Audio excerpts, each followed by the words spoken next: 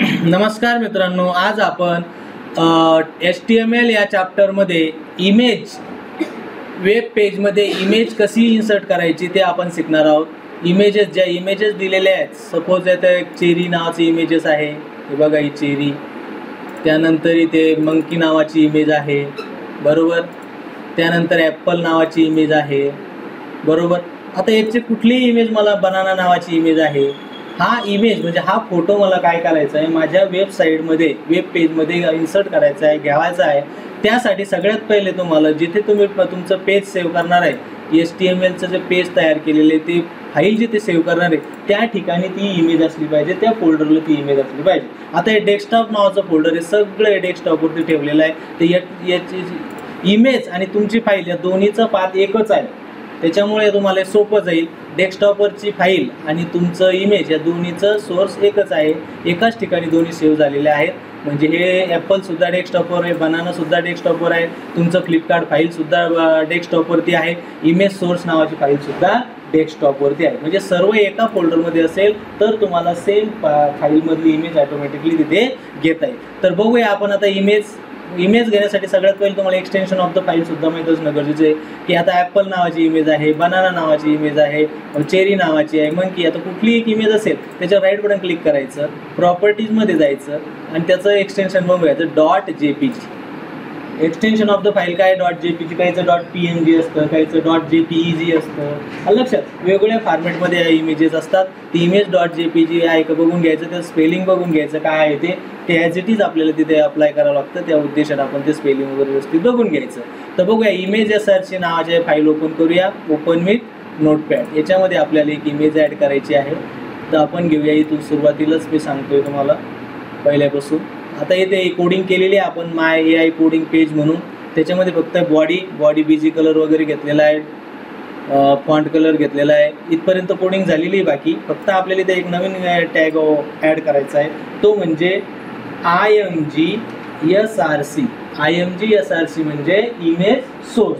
Image source कुठून घ्यायचं, बरोबरचं चिन्ह द्यायचं, कॉमा युनायटेड कॉमामध्ये जे स्पेलिंग आपल्याला चित्र वापरायचं आहे त्या चित्राचं स्पेलिंग वापरायचं, इमेजचं स्पेलिंग वापरायचं. APPL ॲपल घ्यायचं आहे आपल्याला, ॲपलचं स्पेलिंग .jpg कारण की JPG फॉर्मॅटमध्ये ते अवेलेबल आहे म्हणून .jpg टाका. कॉमा युनायटेड कॉमा पूर्ण करा, स्पेस द्यायचा. आता आपल्याला हाईट घ्यायची आणि विड्थ घ्यायची, त्याची उंची आणि रुंदी किती घ्यायची. हाईटचं स्पेलिंग टाका, HEIGHT हाईट, बरोबर. किती पिक्सल घ्यायची, 200 300, तर आपण घेऊया 200 पिक्सल. PX म्हणजे पिक्सल, बरं का. त्यानंतर घेऊया WIDTS, स्पेलिंग काय आहे WIDTS, ई नाही, हाईटमध्ये येतं. Height WHIGHT height, width 300. याला रिप्लेस करा. स्पेलिंग चुकल्या कारणामुळे आपली जी हे आहे ॲपल जी इमेज आहे, इमेजची जी रुंदी होती विड्थ वाढलेली नव्हती. स्पेलिंग चुकलं होतं, चुकल्यामुळे तुम्हाला ते विड्थ येणार नाही. त्यामुळे स्पेलिंग टाकताना व्यवस्थित टाकायचे. हाईटची स्पेलिंग HIGHT आहे, विड्थची WIDTH, बरोबर. सपोज आपण इथं हाईटची इथं काय करूया, थोडं कमी करू. हाईट आपण 150 करूया आणि विड्थ 200 करूया. काही बदल होतो का बघूया. कंट्रोल S सेव्ह करा, मिनिमाइज करा आणि याला ओपन करून बघा. आहे झालं थोडंसं कमी साईज. अशा प्रकारे तुम्हाला आणखी एखादी इमेज ॲड करायची असेल तर पुन्हा सेम प्रोसेस करावं लागेल. कंट्रोल C याला पेस्ट करूया, खाली control V paste, control V paste. 3 image add करायची. फक्त तुम्हाला काय बदल करायचे यामध्ये, जे स्पेलिंग आहे, आता चेरी ॲड करायची. चेरी, त्याचं स्पेलिंग टाका. इथे दुसरं स्पेलिंग बनाना, ओके. बाकी as it is. Control S refresh करून बघा. अशा प्रकारे तुम्हाला इमेजेस ॲड करता आल्या पाहिजे. आणखी ॲड करा, मंकी, स्पेलिंग टाका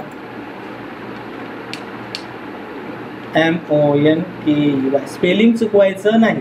कंट्रोल S रिप्लेस करा. जेवढ्या इमेजेस तुमच्या डेस्कटॉपवरती आहेत तेवढे इमेज घेऊ शकता. बनाना, ॲपल, चेरी, मंकी, लक्षात. अशा प्रकारे तुम्ही HTML मध्ये इमेज SRC या नावाच्या टॅगच्या साहाय्याने वेब पेजला इमेज इन्सर्ट करू शकता. थँक्यू.